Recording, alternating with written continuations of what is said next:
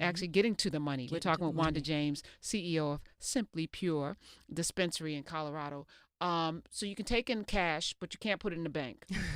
So right? I mean, you're laughing, but this is like, because it's a federal. We done built a whole house with walls of money. Like what is this? The Ozarks? Yeah, exactly. Yeah. So I mean, there's something really frustrating about that. But like, how do you manage? You are making lots of money and you cannot put it in a bank because federally it's illegal. Well, it's kind of crazy. So we actually do have a legal bank account in Colorado. We've been invited to have a bank account. So reputable businesses will get invited to have a bank account, but we have to jump through hoops. For every dollar that we put into the bank, we've got to show that it was actually really purchased in our dispensary, and there's all kinds of paperwork and different things that we have to go through to show that this money is being put into the bank. We still don't have quote-unquote banking. We're just really allowed to vault our money there and write checks on it. I mean, I can't go get a credit card, I can't get a line of credit, I can't do any of the things that any other normal business would be able to do. So why do this? You know what? That's my CPAs ask me that all the time. Like, why are you doing this? Honestly, because I believe in it that much. And when I've seen what's happened to my brother, when I've seen what's happened to people that have been incarcerated for this and whose lives have been ruined over this. Once again, like I said, I've been a connoisseur since I was 16. This plant means a lot to me, and I really believe in it. And because since I was 16 years old, I have been getting elevated with members of elected officials and doctors and lawyers and businessmen, there will come a day very soon where this is federally no longer illegal. And at that point, from a business standpoint, you're going to be positioned. It will make a lot of sense. And hopefully even then we can do more to be in that position to be able to make that happen. I love the foresight of that. And that, we talk often on the Karen Hunter Show about the need to plan. People, if you're not planning, 5, 10, 50 years out beyond your existence here on this earth, you're doing your legacy a disservice, because there's a plan. This country was planned out. Perfectly planned out. They knew all of even the abolishment of slavery. They had a plan for that as well, how to keep it going. They had a plan for that, right? So your planning is very brilliant, and I just want to say that. How do we get more people in, since the buy-in is so high? So to get a dispensary in Colorado was a lot, right?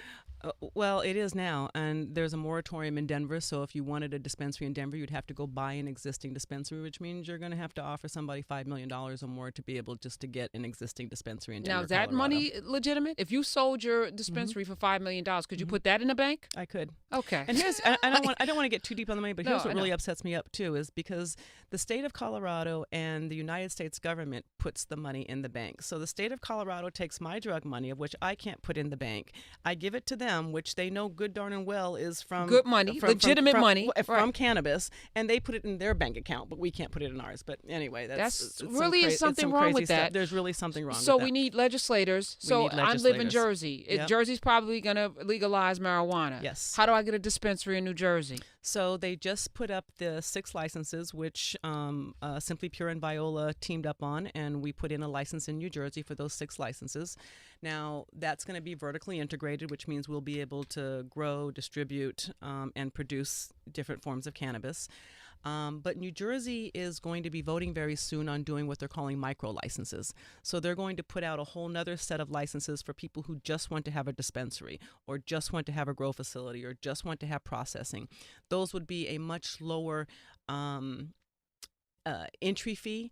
Will be easier to be able to get those licenses, and hopefully they're going to be looking at making sure that those are somewhat skewed to have more minority ownership, because the one thing that we don't have is fair ownership throughout the United States for people of color. What would the process be so the 6 licenses you have corralled all 6 of them? Oh, no. So we would hopefully get one of them. One of 6. One of 6. And then they, like I said, they're looking at probably another 95 licenses that they'll put out sometime before the end of the year. That will be the micro licenses that hopefully people of color can, get their fingers on. But once again, it won't be like a, $10,000 thing that you can go open up. You're still going to have to. It's going to be a lot of money. You're going to have to get a team together. You're going to have a finance person on that team. You're going to have to have all of that, a team. And you still can't put your money in the bank. All right, I'm just saying. It's crazy, right? Yeah, it's crazy. It's criminal, actually. It's criminal.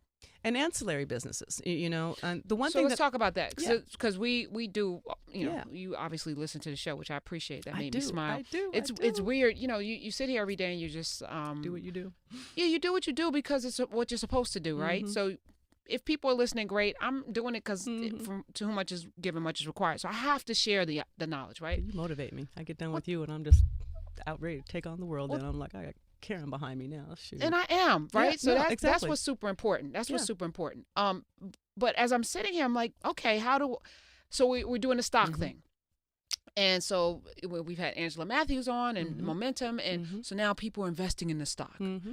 John Boehner, Lord have mercy. Like I feel betrayed, right? It's, you know what I'm saying? It's like, so is the stock a good thing? Like, how do we get into what are the best ancillary businesses for somebody that is an elevator? Is that what you're calling them? Who get the person that gets elevated? Well, elevated, because I like being elevated more than I like being stoned or high. I like elevated. That Is, was sexy. Elevated.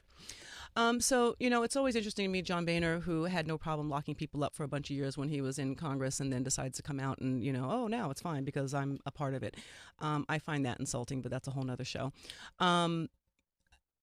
Once again, when you think about the Colorado Gold Rush back in the 1800s, right? How many people Colorado again, huh? I know, we're back to Colorado again. It keeps happening there, right? How many people actually got rich off the Colorado Gold Rush? How many people actually found gold? Maybe 10, I don't know, but it wasn't a lot of people.